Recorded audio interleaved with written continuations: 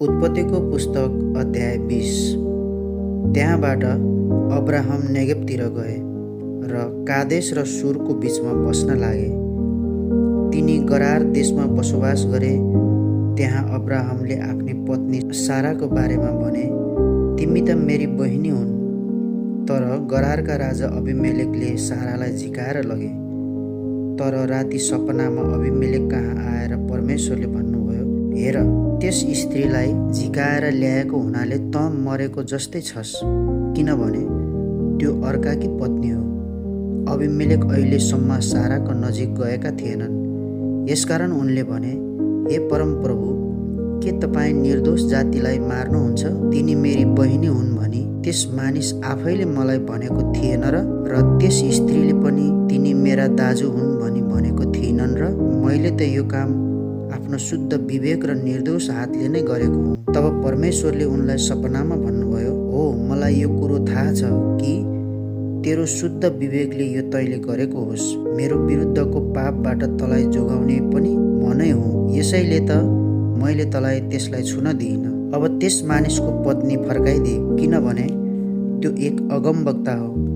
त्यसले तेरो निम्ति प्रार्थना गरिदिनेछ र तँ बाँच्ने छस्। तर त्यसलाई फर्काइदिनस् भने यो कुरो याद राख कि तँ र तँसँग भएका सबै निश्चय नै मर्नेछन्। अबिमेलेक सबेरै उठेर आफ्ना सबै अधिकारीहरूलाई बोलाएर यी सबै कुरा बताइदिए र ती मानिसहरू साह्रै डराए।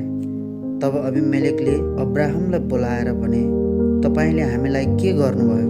मैले तपाईँको के बिगारेको थिएँ र तपाईँले म र मेरो राज्यमा यति ठुलो दोष ल्याउनुभयो?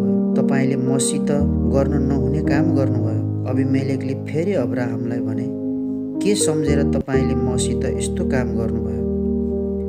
अब्राहमले भने, किनभने मैले त सोचेको थिएँ यस ठाउँमा परमेश्वरको डर कसैलाई छैन र मानिसहरूले मलाई मेरी पत्नीको कारण मार्नेछन्। यो कुरो सत्य पनि हो कि तिनी मेरी बहिनी हुन्। तिनी मेरा पिताकी छोरी हुन्, तर मेरी आमाकी होइनन् र तिनी मेरी पत्नी भइन्। अनि जब परमेश्वरले मलाई आफ्ना पिताको घर छोडेर परदेशी भएर यताउता घुमिहिँड्ने तुल्याउनु भयो, तब मैले सारालाई भनेको थिएँ, दया गरेर तिमीले मेरो विषयमा यिनी मेरा दाजु हुन् भन्नु है। तब अबिमेलेकले भेडा बाख्रा, गाई गोरु, कमारा कमारीहरू ल्याएर अब्राहमलाई दिए र तिनकी पत्नी सारालाई पनि फिर्ता गरिदिए। अनि अबिमेलेकले भने, हेर्नुहोस्, मेरो देश तपाईँकै सामुन्ने छ, तपाईँलाई जहाँ मन लाग्छ त्यहीँ बस्नुहोस्। उनले सारालाई भने, हेर, तिम्रा दाजुलाई मैले चाँदीका 1000 सिक्का दिएको छु।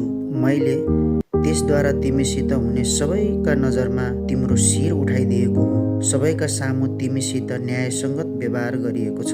तब अब्राहमले परमेश्वरसित प्रार्थना गरे र परमेश्वरले अबिमेलेक र तिनकी पत्नी र तिनका कुमारीहरूलाई निको पारिदिनुभयो र तिनीहरूले फेरि जन्माउन सकुन्। किनभने अब्राहमकी पत्नी साराको कारणले गर्दा परमेश्वरले अबिमेलेकको घरमा जम्मैको कोख बन्द गरिदिनु